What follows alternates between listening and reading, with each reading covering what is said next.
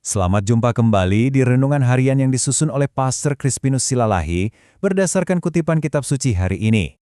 Saudara-saudari terkasih dalam Kristus, semoga Tuhan memberimu damai. Nah, hari ini kita akan coba menyelami bersama sebuah tema yang, ini penting sekali dari Injil Yohanes, yaitu Kristus sebagai roti hidup bagi jiwa kita yang lapar.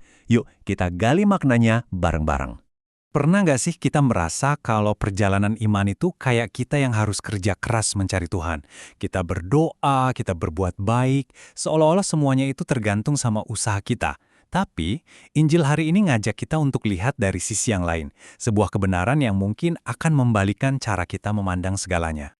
Oke, kita masuk ke bagian pertama. Poinnya adalah, iman itu bukan melulu soal usaha kita sendiri. Ini lebih seperti sebuah penyingkapan tentang rahmat, anugerah dari Tuhan. Coba deh, kita jujur sama diri sendiri. Iman yang kita punya sekarang ini, apakah itu 100% hasil dari kekuatan dan tekad kita? Beneran kita yang memulai semuanya? Dan jawabannya datang langsung dari Yesus sendiri. Ini benar-benar mengubah perspektif. Jauh sebelum kita kepikiran untuk mencari Tuhan, ternyata Bapa di sorga sudah lebih dulu merindukan kita. Dia yang bekerja di hati kita, dia yang menarik kita dengan lembut kepada putranya. Tapi jangan salah ya, ini bukan berarti kita jadi pasif terus nggak ngapa-ngapain. Bukan itu maksudnya. Ini adalah sebuah undangan untuk kita bersyukur sedalam-dalamnya. Jadi, intinya begini, iman itu bukan piala kemenangan yang bisa kita pamerkan. Iman itu anugerah. Tiap kali kita merasa ingin berdoa, tiap kali kita merasa rindu pada Tuhan, itu semua adalah bukti ada tangannya yang sedang menopang kita. Makanya, respon yang paling pas bukanlah kesombongan rohani, tapi rasa syukur yang tulus dan gak ada habisnya. Nah, kesadaran ini membawa kita ke bagian kedua, yaitu tentang kerinduan terdalam jiwa kita. Ada semacam rasa lapar di dalam diri kita yang gak akan pernah bisa dipuaskan oleh kesuksesan duniawi, sehebat apapun itu. Kayaknya kita semua tahu ya perasaan ini, rasa hampa di tengah keramaian, atau gelisah padahal semua target sudah tercapai. Perut bisa kenyang, karir bisa bagus, tapi kok rasanya ada yang kosong di dalam hati. Itu karena jiwa kita rindu sesuatu yang lebih dalam, kedamaian, pengampunan, dan makna hidup. Dan hal-hal seperti harta, jabatan, atau bahkan kesibukan yang gak ada hentinya, gak akan pernah bisa mengisi kekosongan itu. Nah, di tengah kekosongan inilah, Injil datang membawa jawaban yang kita cari-cari. Kita masuk ke bagian ketiga, Kristus roti kehidupan. Inilah satu-satunya sumber gizi yang benar-benar dibutuhkan oleh jiwa kita. Dan coba perhatikan baik-baik, yang Yesus tawarkan itu bukan sekedar kumpulan aturan atau nasihat bijak.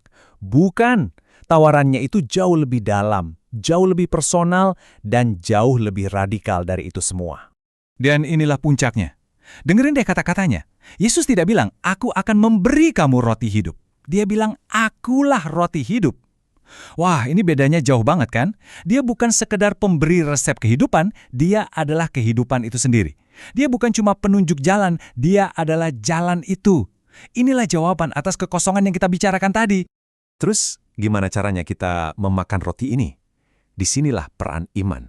Ada seorang kudus, Santo Agustinus, yang pernah bilang begini, percayalah, maka engkau telah makan. Jadi iman itu adalah saat kita membuka mulut jiwa kita dan menerima Kristus sepenuhnya. Dan bagi kita, ini bukan cuma konsep abstrak loh. Ini jadi sangat nyata dan konkret dalam Ekaristi, saat kita menyambut Dia, Sang Roti Kehidupan. Oke, setelah kita diberi makan oleh Kristus, lalu apa? Nah, ini membawa kita ke panggilan selanjutnya, di bagian terakhir, menjadi roti bagi sesama. Karena iman yang sejati itu selalu berbuah dalam tindakan nyata. Gimana caranya? Pertama, sadari dan sambut rahmat Tuhan dalam hidup kita. Jangan dicuekin. Kedua, coba deh luangkan waktu hening untuk berdoa, untuk ngobrol sama Dia. Ketiga, hayati Ekaristi. Sambutlah Dia dengan hati yang rindu. Dan terakhir, ini yang paling penting, setelah kita dikenyangkan, kita dipanggil untuk memberi makan. Maksudnya? Jadilah roti buat orang lain.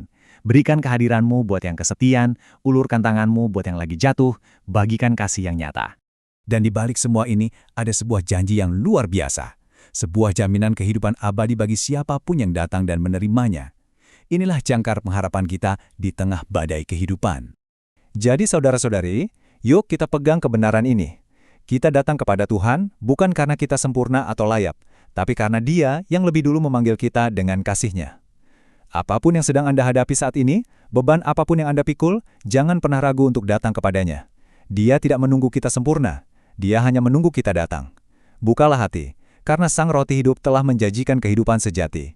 Semoga Tuhan memberi engkau damai dan kebaikan.